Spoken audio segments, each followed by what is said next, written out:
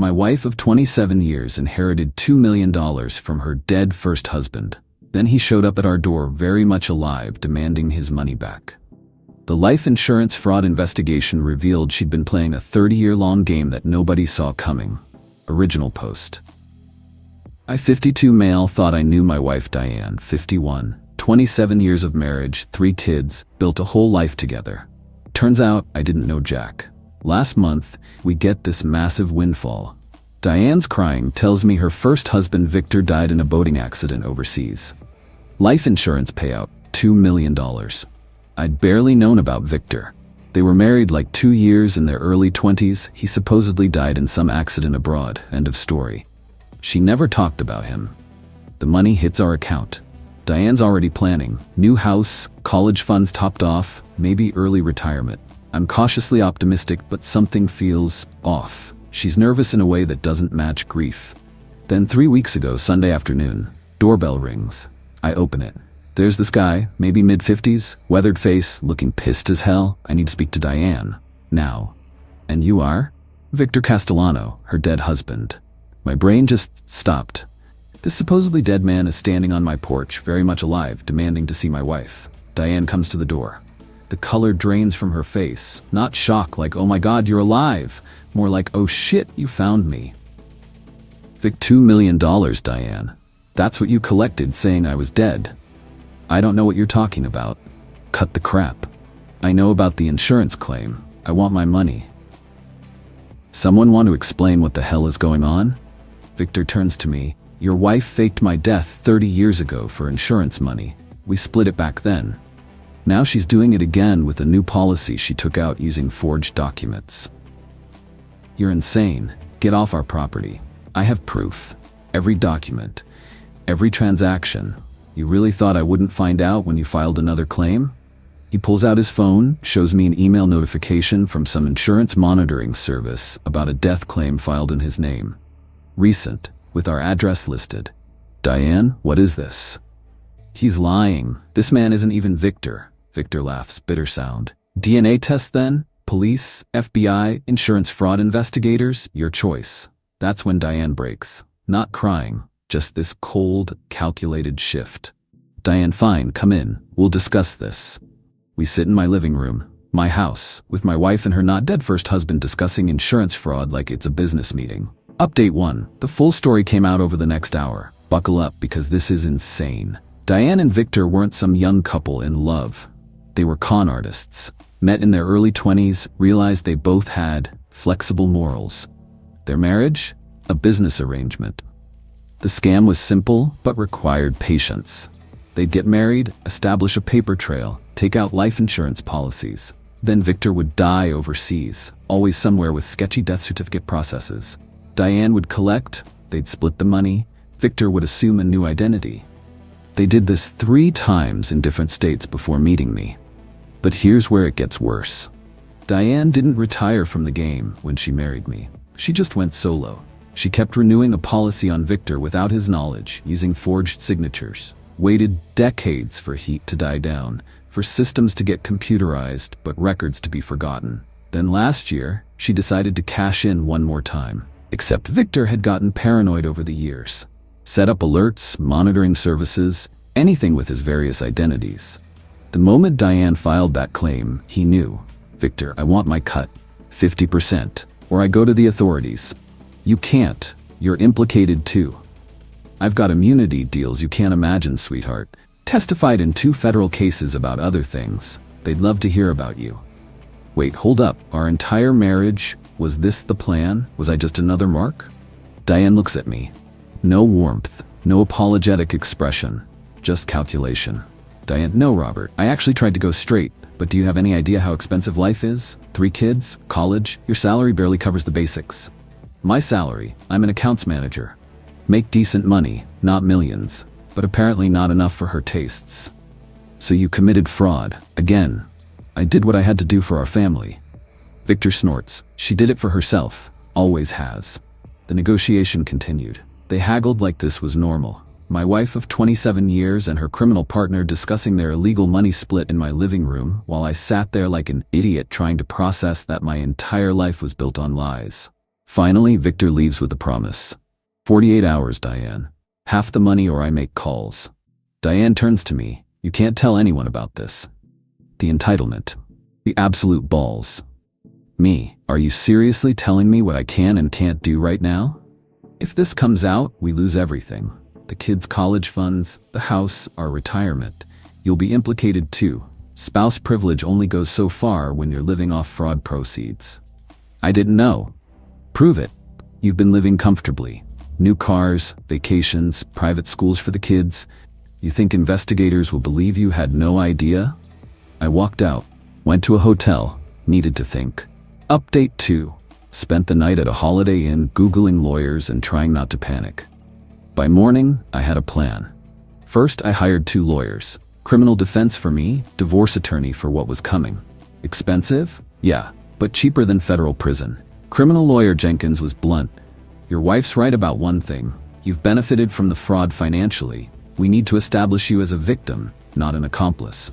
How? Document everything. Record conversations, if legal in your state. Show you're cooperating, and distance yourself financially immediately. So I did. Went to the bank that morning. The $2 million was in our joint savings. Stupid place to put fraud money, but Diane wasn't as smart as she thought. I couldn't touch it. That would be theft. But I could protect myself. Moved my entire paycheck deposit to a new individual account. Documented every deposit I'd ever made versus what Diane contributed. Created a paper trail showing my legitimate income versus her investments and mysterious deposits over the years. Then I went home. Diane was on the phone with someone, hung up when she saw me. Where were you? Getting my affairs in order. Don't be dramatic. We just need to pay Victor, and this goes away. No, Diane, this doesn't go away. You committed multiple felonies. We have a good life. We have built something. Don't throw it away over some ancient history. The way she kept saying we like I was complicit made my skin crawl. I want a divorce. She laughed. Actually laughed. You can't divorce me. I know too much about your interests. What interests? That gambling problem you had? The debts I helped pay off? I never had a gambling problem. Never had debts. But I realized what she was doing, creating a narrative. That's when I pulled out my phone, showed her it was recording. For the record, I've never gambled beyond an occasional lottery ticket. Never had debts you paid. Would you like to clarify what you mean? Her face went red. Turn that off. No, and I'm calling the FBI. You wouldn't dare. You'll destroy your own life. My life's already destroyed. I just found out it was built on lies and crime. She grabbed for my phone. I pulled back. She actually tried to tackle me. This 51-year-old woman launching herself at me like a linebacker. I stepped aside. She hit the coffee table. Then came the screaming. You're abusing me. Help. He's attacking me. I just kept recording. Stood there filming her rolling around on the floor, claiming assault while I was 6 feet away. Diane, you're on camera right now showing no injuries and me nowhere near you. She stopped, got up, straightened her hair. Fine, but if you report this, I'll make sure you go down with me. 27 years of marriage? No way you didn't know. I'll testify you were involved from the start. Go ahead. I left again. From my car, I called the FBI fraud hotline. Update 3. The FBI moved faster than I expected. Guess a $2 million insurance fraud with multiple victims over 30 years gets their attention. 2 agents showed up at my lawyer's office the next day. I told them everything, handed over the recording, bank records, everything I had. Agent Martinez, the lead, was actually sympathetic. Mr. Brennan, I've seen this before. Spouse finds out their partner's a career criminal. You did the right thing coming forward. Am I in trouble? You've benefited from the proceeds, yes, but you're cooperating fully, had no knowledge, and came forward immediately upon discovery. That counts for a lot. They needed more, though. Would I wear a wire? Get Diane to admit specifics? My lawyer advised against it, but I didn't care anymore. I wanted the truth, all of it. That evening, I went home wired up. Diane was in the kitchen with her sister Gloria, drinking wine. Gloria saw me first. Well, look who came crawling back. Gloria, you should probably leave. Gloria, I know all about your little tantrum, Diane told me. You're upset about some old insurance stuff? Grow up. Diane had clearly spun her some story. It's fine, Gloria. Robert's just processing. After Gloria left, Diane tried a new tactic. Came over all soft and apologetic. Baby, I know this is a shock, but think about our kids. Think about what this would do to them. You should have thought about that before committing fraud. It was one time.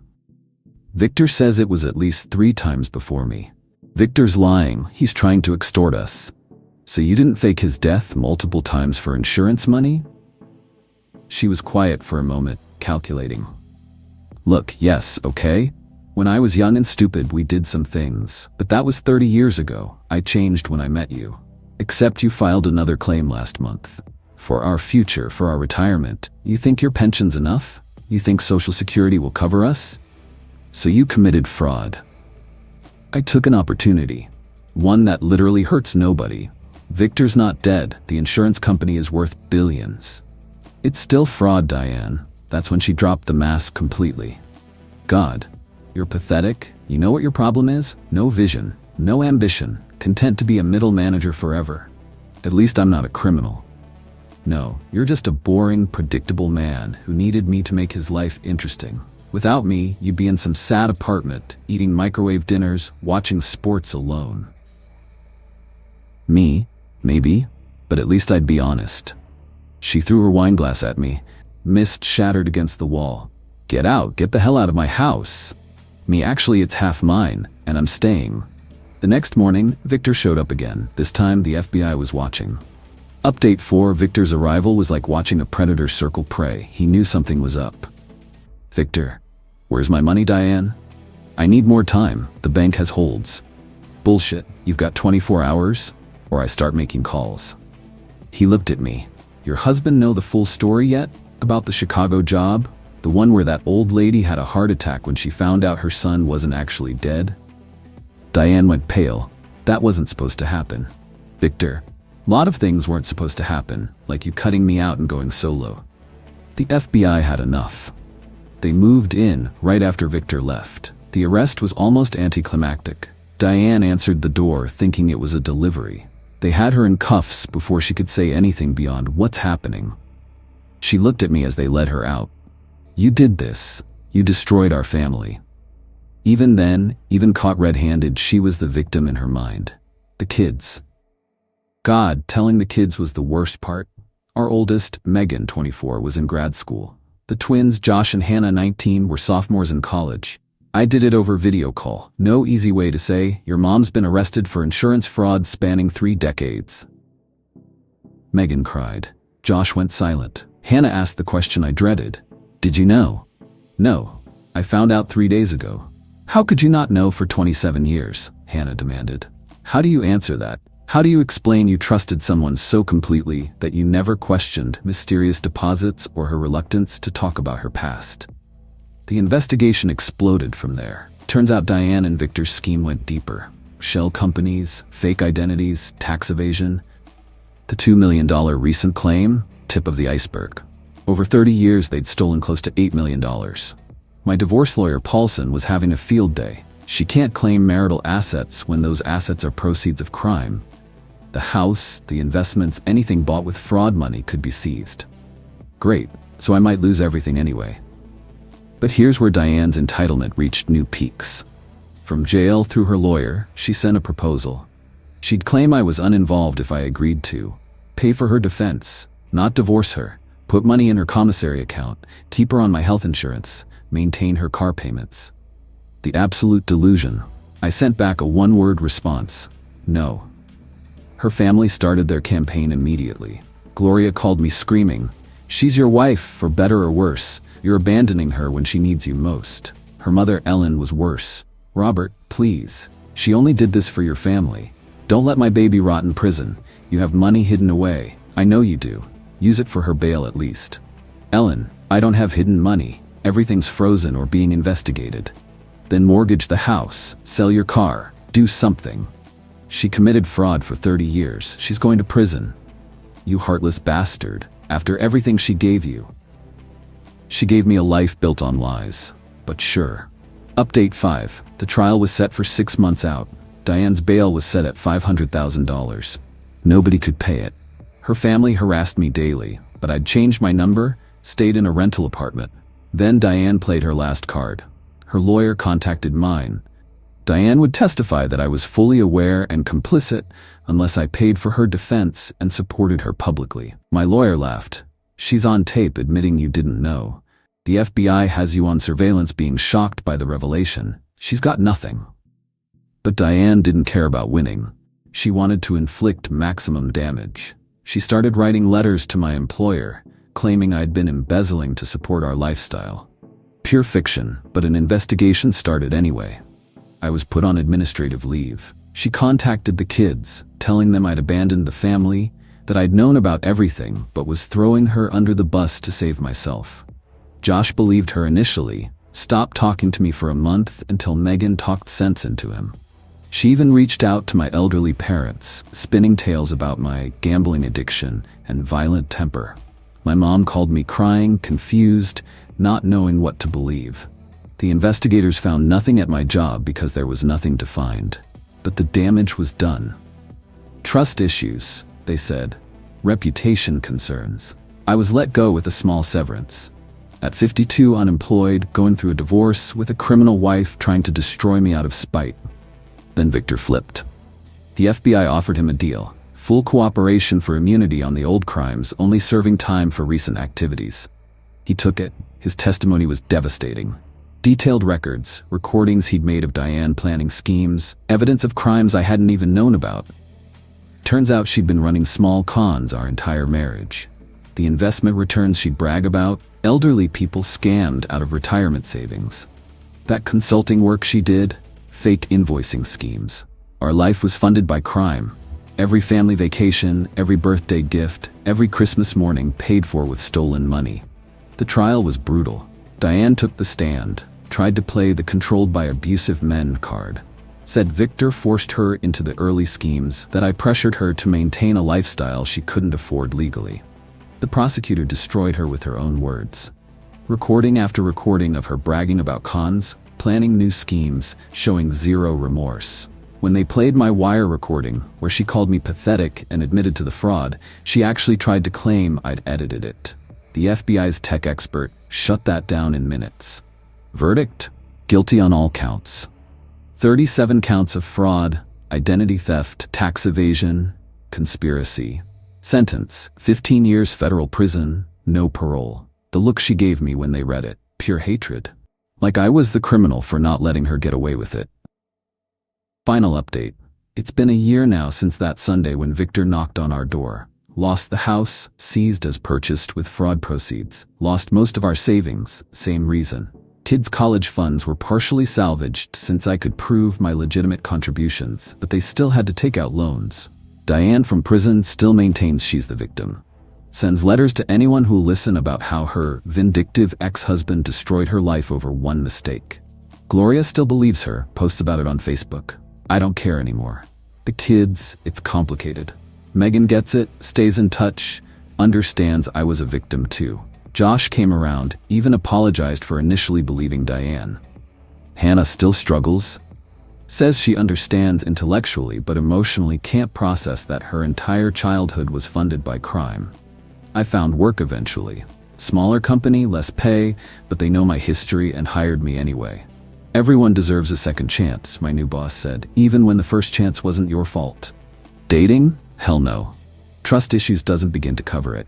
My therapist says it'll take time. Maybe. Right now, I'm just trying to rebuild something honest. Oh, and the kicker? Last month I get a call from the FBI. They found more.